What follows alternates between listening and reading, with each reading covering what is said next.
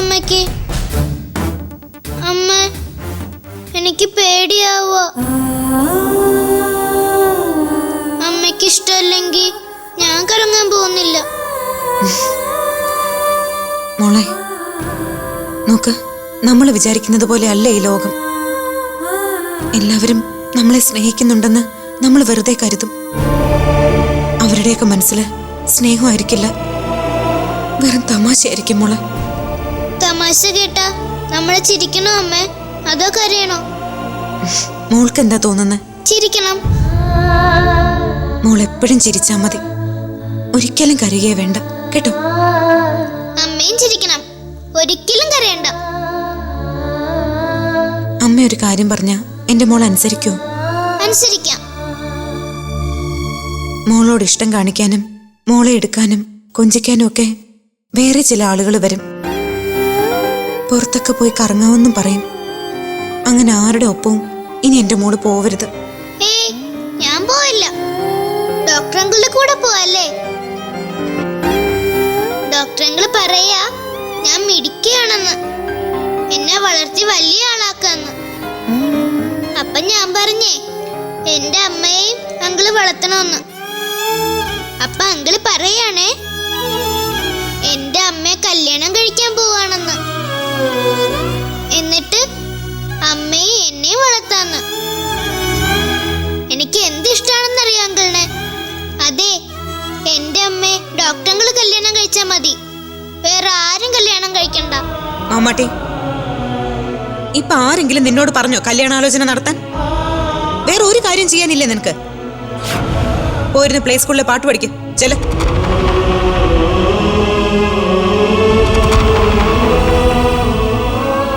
ശരിയും തെറ്റും വേർതിരിച്ചെടുക്കാൻ പറ്റാത്ത വിധത്തില് മനസ്സാകെ സംഘർഷത്തിലാ മോനെ. അന്നൊരിക്കൽ എന്നെ അമ്മയെന്ന് വിളിച്ച നിമിഷത്തിൽ എനിക്കില്ലാതെ പോയ മകനായിട്ട് തന്നെയാ ഞാൻ ഡോക്ടറെ കരുതിയത്. അതിനൊരു മാറ്റം വരാൻ എന്താ അമ്മ ഇപ്പൊ ഉണ്ടായത്? ഞാൻ തന്നെയാ ഈ നിൽക്കുന്നത്. വിവാഹകാര്യത്തെ പറ്റി പറഞ്ഞാൽ ഒരു താല്പര്യം കാണിക്കാത്തവളായിരുന്നു സാന്ദ്ര. സഞ്ജയന്റെ കാര്യം അവളോട് പറഞ്ഞതും സഞ്ജയോട് അവൾക്ക് താല്പര്യം ഉണ്ടാക്കിയതും സത്യത്തിൽ ഞാനാ. അവളിലുണ്ടായ മാറ്റം കണ്ട് ഞാൻ ഒരുപാട് സന്തോഷിച്ചതുവാ. പക്ഷേ ഒന്നും മറച്ചു വെക്കാതെ മനസ്സിലുള്ളത് എന്താണെന്ന് വെച്ചാ പറയമ്മേ. SM സാറ് ഞങ്ങൾക്ക് ഏറ്റവും വേണ്ടപ്പെട്ട ആളാ. സാന്ദ്രയുടെ അച്ഛൻ ആ കമ്പനിയുടെ മാനേജറായിരുന്നു. എന്റെ സഹോദരനും ഭാര്യയും ഇപ്പോഴും അവിടെ ജോലി ചെയ്യുന്നുണ്ട്. സാന്ദ്രയുടെ അച്ഛന്റെ വേർപാട് ഓർക്കാപ്പുറത്താ സംഭവിച്ചത്. ആ കാലത്തെല്ലാം ഞങ്ങൾക്ക് താങ്ങും തണലുമായിട്ടിരുന്നത് SM സാറാ. ഞാനത് കേട്ടിട്ടുള്ളതാ. അല്ല, ഇപ്പൊ അത് പറയാനുള്ള കാരണം? SM സാറിന്റെ മകളുമായി സഞ്ജയുടെ വിവാഹ നിശ്ചയം നടക്കാനിരിക്കല്ലേ. ഇക്കാര്യം SM സാറ് പറഞ്ഞ് ഇന്നാണ് ഞാൻ അറിഞ്ഞത്. മോന് മുമ്പെപ്പോഴെങ്കിലും എന്നോടൊന്ന് പറയാമായിരുന്നു. അമ്മേ, എന്റെ അറിവും സമ്മതവും കൂടാതെ അങ്ങനെയുള്ള തീരുമാനങ്ങൾ ഉണ്ടായിട്ടുണ്ടെങ്കിൽ ഞാൻ എങ്ങനെയാ അതിൽ കുറ്റക്കാരനാവുന്നേ? ദേവു എന്റെ അമ്മായിയുടെ മകളാ. ചെറുപ്പം മുതൽ തല്ലുകൂടിയും പിണങ്ങിയും ഇണങ്ങിയും കഴിഞ്ഞ സഹോദരിയായിട്ടേ അവളെ എനിക്ക് കാണാൻ പറ്റൂ. ആ വിവാഹ നിശ്ചയമൊന്നും നടക്കാൻ പോകുന്നില്ല. മോനെ, ഇന്ന് സാന്ദ്ര എന്നെ കാണാനായിട്ട് ഹോസ്പിറ്റലിൽ വന്നിരുന്നു. മനസ്സിന് തെറ്റിദ്ധാരണ ഉണ്ടാക്കുന്നൊരു കാഴ്ച അവൾ അവിടെ കണ്ടു. ദേവ് ഉണ്ടാക്കിയ ഒരു നാടകമായിരുന്നു അത്. ഞാൻ അതിൽ നിരപരാധിയാ. സഞ്ജയ് എന്താ ഈ പറയുന്നേ? ഈ കാര്യം ഒന്ന് ബോധ്യപ്പെടുത്താൻ ഞാൻ സാന്ദ്രയുടെ ഓഫീസിൽ ചെന്നിരുന്നു. കാണാനുള്ള അനുമതി പോലും അവൾ നിഷേധിച്ചു. അതുകൊണ്ടാണ് ഞാൻ നേരെ ഇങ്ങോട്ട് വന്നത്. എനിക്ക് അവളോടൊന്ന് സംസാരിക്കണമേ. ഒന്ന് പുറത്തു വരാൻ പറ അവളോട്. ഒന്ന് വിളിക്ക്. വളരെ വാശിക്കാരിയാ അവള്. ഒന്ന് ശാന്തമായി വരാൻ സമയം ഏറെ എടുക്കും. എന്റെ മനസ്സാകെ കലങ്ങി മറിഞ്ഞു കിടക്കുക. 2 വാക്കെങ്കിലും സംസാരിക്കാൻ പറ്റിയില്ലെങ്കിൽ ഇനി എനിക്ക് സ്വസ്ഥതയോടെ കഴിയാൻ പറ്റില്ല. ഒന്ന് വിളിക്കുക പ്ലീസ്.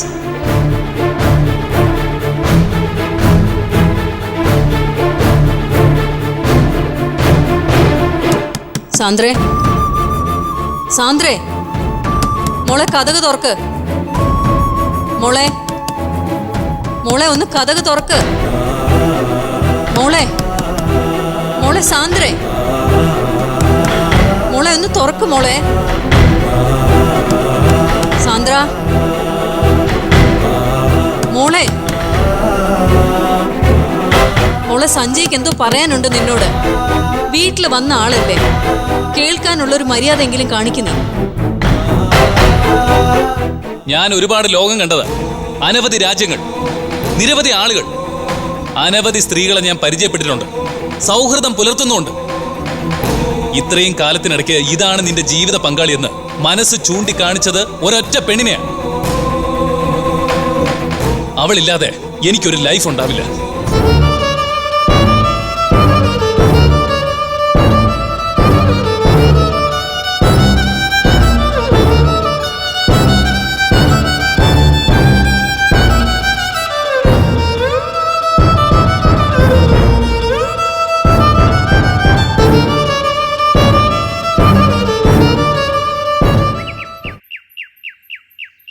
എന്തിന്റെ കുഴപ്പാ പപ്പേട്ട സഞ്ജയ്ക്ക്?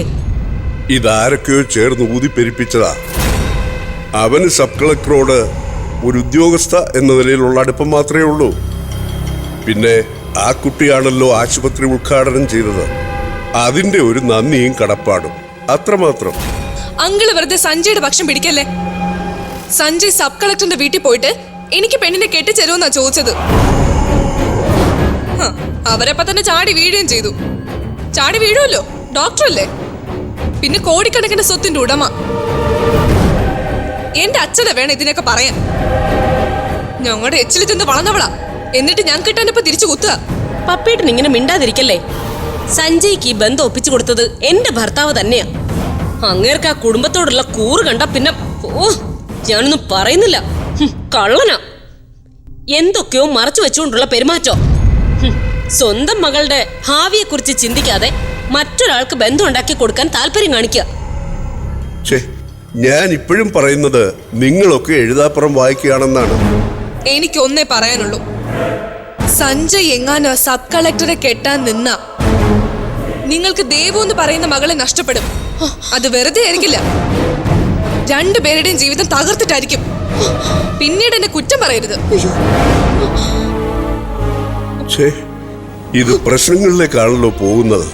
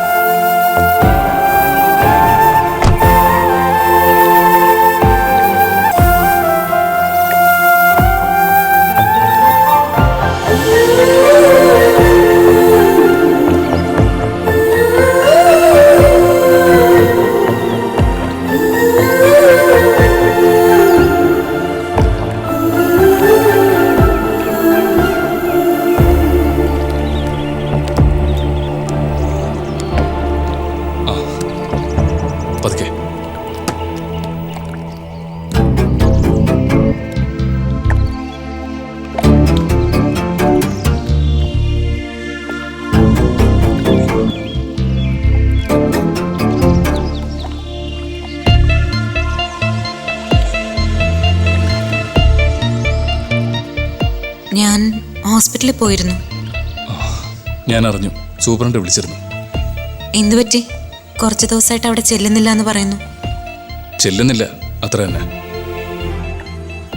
എല്ലാം അവസാനിപ്പിച്ച് കാനഡയിലേക്ക് എന്നെ തിരിച്ചു പോയാലോ എന്ന് ഞാൻ ആലോചിക്കുക.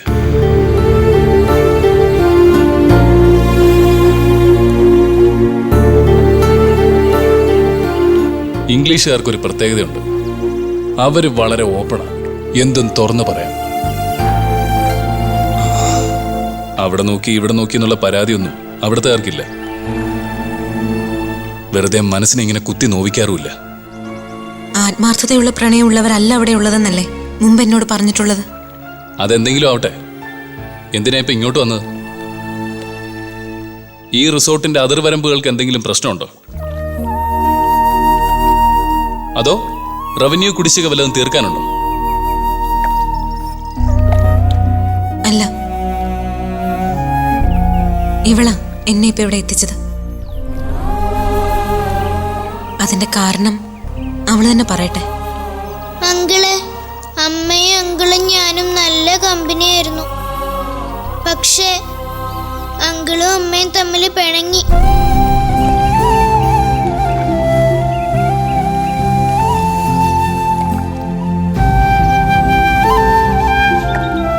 ഈ സ്നേഹം എന്ന് പറയുന്നത് എപ്പോഴും പിണങ്ങാനുള്ളതാണോ?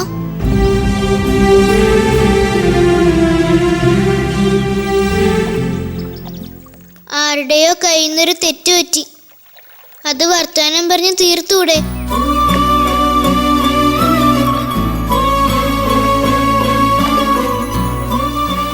അമ്മ പറയുന്നു അങ്കിളാ തെറ്റേതെന്ന്.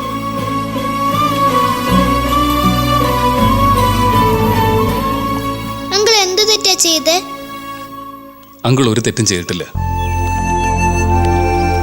അതൊക്കെ തുറന്നു പറയാനാ അന്നങ്കിള് വീട്ടിൽ വന്നത്. ദേവ് ഭയങ്കര സ്മാർട്ടാ.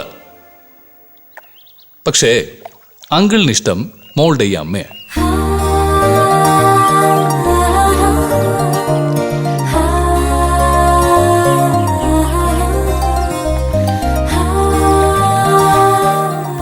എത്ര ഇഷ്ടം?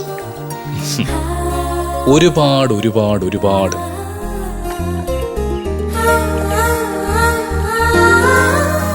എന്ന് അങ്കിൾ എന്റെ തലയെ തൊട്ട് സത്യം ചെയ്തേ.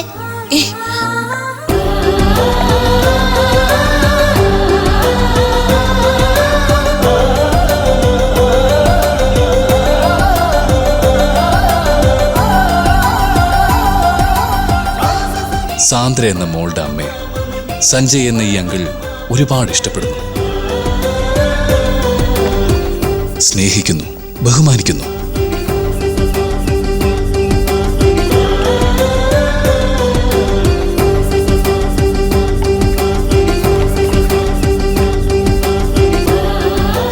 പിന്നെ സ്വന്തം ജീവിതത്തിലേക്ക് ക്ഷണിക്കുന്നു.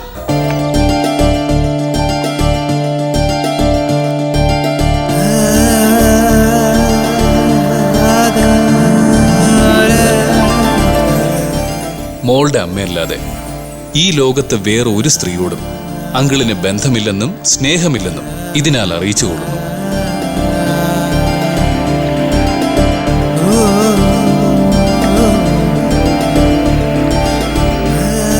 കൂടെ വരികയാണെങ്കിൽ മരണം വരെ നോക്കിക്കൊള്ളാമെന്നും ഇതിനാൽ സത്യം ചെയ്യുന്നു.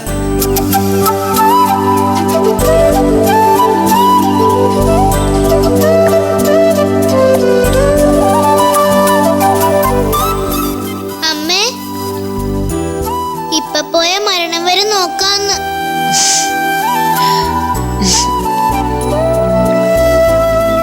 എനിക്കിത് വിശ്വസിക്കാമോ? ഞാനിപ്പോ സത്യം ചെയ്തത് ഈ പിഞ്ചു കുഞ്ഞിന്റെ തലയിൽ കൈവച്ച. ഇതിൽ കൂടുതൽ മനസ്സ് ഓർക്കാൻ എനിക്കറിയില്ല.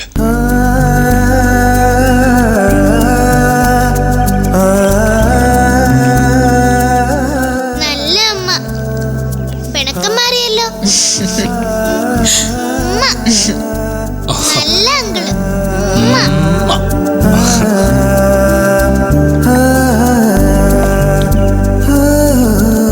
നമുക്ക് പോയൊരു ഐസ്ക്രീം കഴിച്ചാലോ? ആവാലോ. വാ. അമ്മേ, അമ്മ റെഡിയല്ലേ? റെഡിയാണല്ലോ. എങ്കി വാ.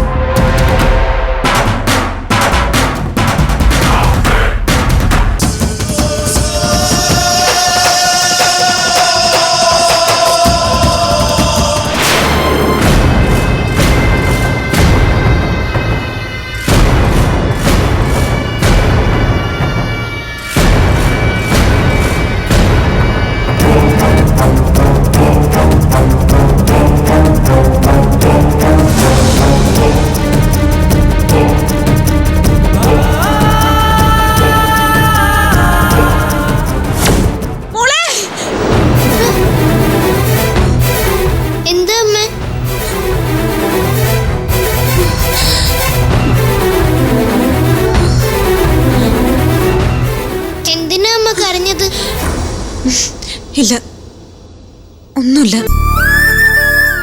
അമ്മയൊരു സ്വപ്നം കണ്ടതാ. എന്ത് സ്വപ്ന കണ്ടത്? അതൊന്നും മോൾ അറിയണ്ട. എന്താ മോളെ?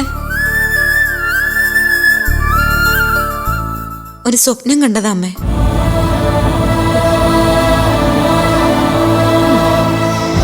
എത്ര പ്രാവശ്യം ഞാൻ പറഞ്ഞിരിക്കുന്നു, കിടക്കുന്നതിന് മുന്നേ ഈശ്വരനെ മനസ്സിൽ ധ്യാനിക്കണമെന്ന്. അനുസരിക്കില്ലല്ലോ. വലിയ ഉദ്യോഗക്കാരിയായപ്പോ ദൈവങ്ങളെയൊക്കെ അങ്ങ് മറന്നു. ഈശ്വര കടാക്ഷം കൊണ്ടാ ഈ നിലയിൽ എത്തിയെന്നൊരു ചിന്ത പോലും ഇല്ല. അമ്മയുടെ വർത്താനം കേട്ടാ തോന്നും ഞാൻ ഈശ്വര വിശ്വാസിയേ അല്ലാന്ന്. ഈ അടുത്തിടെയായിട്ട് അമ്പലത്തിൽ പോക്കൊന്ന് കുറഞ്ഞിട്ടുണ്ട്. മനഃപൂർവ്വം അല്ലമ്മേ, തിരക്കുകൊണ്ടാ. ഓരോരുത്തർക്കും ഓരോ രീതിയിലുള്ള തിരക്കുണ്ട് മോളെ. എന്നാലും നമ്മൾ ചെയ്യാനുള്ളത് നമ്മൾ തന്നെ ചെയ്യണം. അതിൽ പ്രധാനമാണ് പ്രാർത്ഥന. അത് വേണ്ടെന്ന് വെക്കാൻ പാടുണ്ടോ? എന്റെ അമ്മേ, മാപ്പ്. അമ്മ പറയുന്നത് 100% ശരിയാ. ഇനി ഞാൻ പൊയ്ക്കോളാം അമ്മേ. ദുസ്വപ്നങ്ങൾ കാണുന്നതേ നമ്മളിൽ നെഗറ്റീവ് എനർജി ഉള്ളതുകൊണ്ടാ. അതിനെ മാറ്റാനാ നമ്മൾ അമ്പലത്തിൽ പോകുന്നത്. അപ്പോ ഈശ്വരൻ നമ്മുടെ കൂടെ കാണും.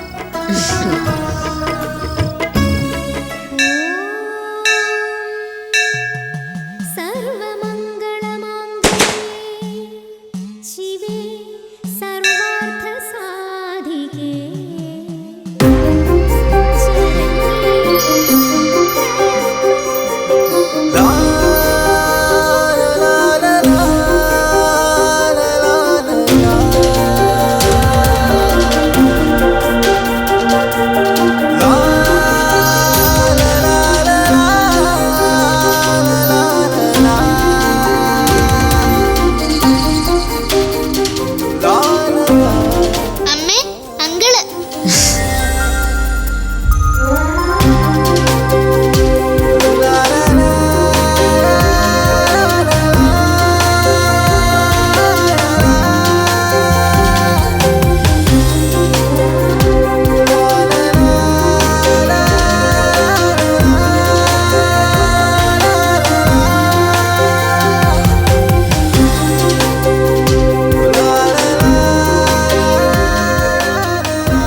ഞാനൊന്ന് കാണണമെന്ന് ദേവീസന്നിധിയിൽ പ്രാർത്ഥിച്ചതേ ഉള്ളൂ. ഒരു നിയോഗം പോലെ എന്റെ മുന്നിൽ വന്ന് നിന്നു. ഞാനും അങ്കിളിനെ കാണണമെന്ന് പ്രാർത്ഥിച്ചതേ ഉള്ളൂ. അങ്കിളത്തെ മുന്നേ വന്ന് നിൽക്കുന്നു. ഡോക്ടറും വിശ്വാസിയാണല്ലേ? സബ് കളക്ടറും വിശ്വാസിയാണെന്നറിഞ്ഞതിൽ സന്തോഷം. ഞാനും വിശ്വാസിയാ ഡോക്ടർ അങ്കിളെ. ഗുഡ്.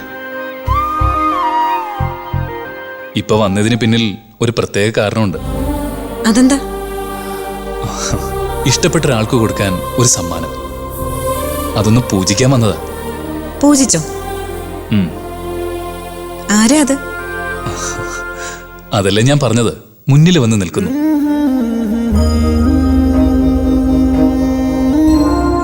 എന്താ സമ്മാനം? പറയാം. ഒരു ചെറിയ സസ്പെൻസ്.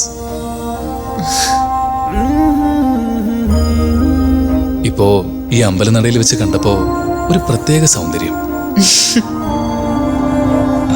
MDയുടെയും മറ്റും നോവലുകളിലും സിനിമകളിലൊക്കെ കാണാറുള്ള ഗ്രാമവിശുദ്ധി തുളുമ്പി നിൽക്കുന്ന പെൺകുട്ടി. അപ്പൊ ഞാനോ? മാമാട്ടിയോ അങ്ങനെ തന്നെ. അത്ഭുതമായിരിക്കുന്നു. കാനഡയിൽ പഠിച്ച ഒരാള് MDയുടെ കാൽപ്പനിക കഥാപാത്രങ്ങളെ കുറിച്ച് പറയുക. എനിക്കിഷ്ടം ഗ്രാമവും ഗ്രാമവിശുദ്ധിയോ, പിന്നെ അവിടെ വളർന്ന പെൺകുട്ടികളെയും. അവർക്ക് സാന്ദ്രയുടെ മുഖവും ഭാവവും. മതി പുകഴ്ത്തിയത്. സത്യം, ഞാൻ പറഞ്ഞത് നേരെ. സാന്ദ്രയെ ആദ്യമായി കണ്ടപ്പോ ആ ഒരു ഫീൽ എനിക്കുണ്ടായിരുന്നു. പക്ഷെ തുറന്നു പറയാനൊരു മടി. സബ് കളക്ടറല്ലേ, ചിലപ്പോ പോലീസിനെ കൊണ്ട് പിടിപ്പിച്ചാലോ. സാന്ദ്ര എന്തു പറയുന്നു? ഞാൻ എന്തു പറയാൻ? ജോലിയുടെ തിരക്ക്, അത് കഴിഞ്ഞ മാമാട്ടിയുടെ ലോകത്ത് അവളുടെ കളിച്ചിരികൾ കണ്ടും കേട്ടും അങ്ങനെ പോകുന്നു ജീവിതം.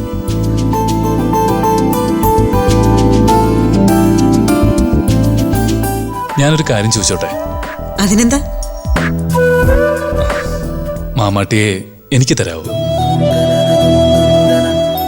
ഇല്ല, എന്റെ അമ്മയെ വിട്ട് ഞാൻ എങ്ങും വരില്ല. മാമാട്ടിക്കൊപ്പം മാമാട്ടിയുടെ അമ്മയെ ഞാൻ കൊണ്ടുപോയാലോ?